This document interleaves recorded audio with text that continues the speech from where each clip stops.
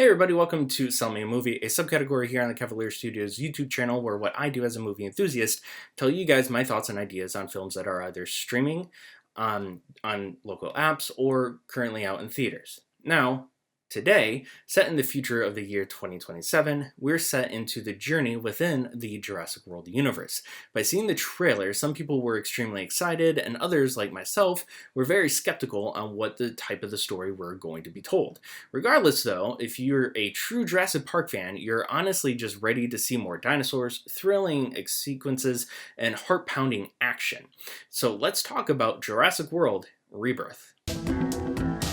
Hello there, and good evening, ladies and gentlemen, and children. Directed by Garth Edwards, the same guy and director who brought us Rogue One, A Star Wars Story, 2014's Godzilla, which has beautiful cinematography and mini sequences, and 2023 The Creator, which, of course, with those film names, were really good in quality of cinematic adventure. However, let me just say that David Coep is back in the writing chair. The same director who brought us the original 1993 Jurassic Park and many other hits like The First Mission Impossible, 2022, OG film, one of my favorites, one that I grew up with, the Sam Raimi Spider-Man movie.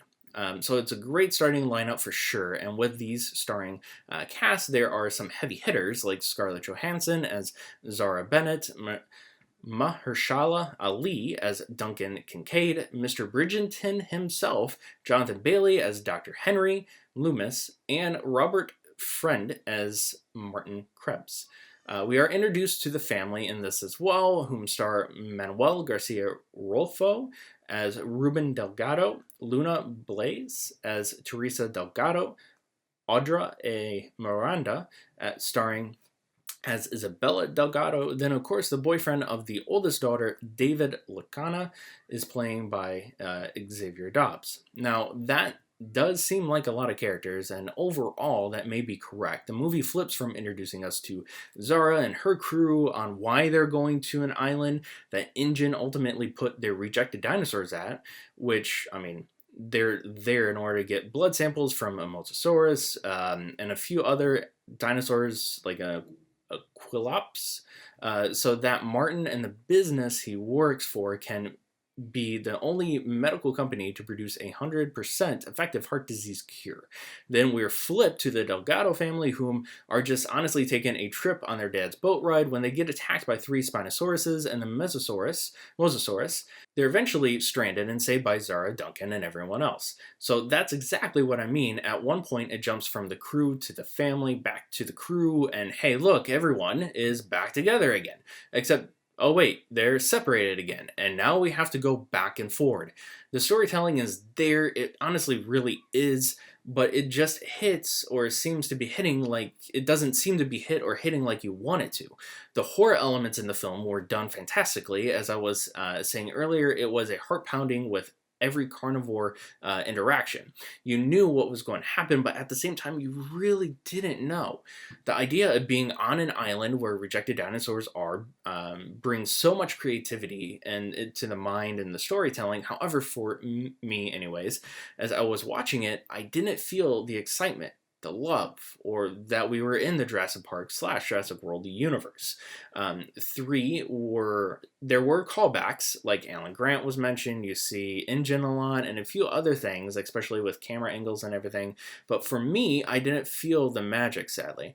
Also, taking the family out of the scenario, I couldn't grasp on if Zara really cared about the family. At one point, she wants to save them, rescue them, etc., but at the same time, she's easily flipping to fulfilling the mission. And before I forget, that the signature iconic Jurassic Park song seemed like it was playing just all the time. By time the song played for the perfect moment, they've had already ruined it in the sense of they played it once or twice already. It may seem like overall I didn't like the movie though, and that's not the case. I did enjoy watching it on the big screen, and like I said, the overall horror elements I was happy to see back. I just honestly think that this film could have been named something else, like Extraction, a Jurassic World story, or and have been perfect, as it didn't seem to be set in the same universe except for all the callbacks here and there. I personally think that they should have brought someone like Billy from the third film to be the scientist to set it up on Isla Sorna. Or, of course, we already know they were genetically creating dinosaurs, first off, and put the characters on the opposite side of the island where Billy didn't explore, which is something that in the Jurassic World or Jurassic Park lore, we already knew that, of course, Alan and Billy didn't explore the whole island. And keep the people together, not separated. By adding those two things, I feel like it would have tied into the universe a lot more, made it a little bit more fun. But again, it just didn't seem cohesive enough to be grounded in the storytelling, which is kind of a miss and disappointment. But if you guys have seen it, leave a comment down below. Let me know what you guys think. Make sure you subscribe to the channel. Check us on all social media platforms. And we'll see you guys next time for the next review.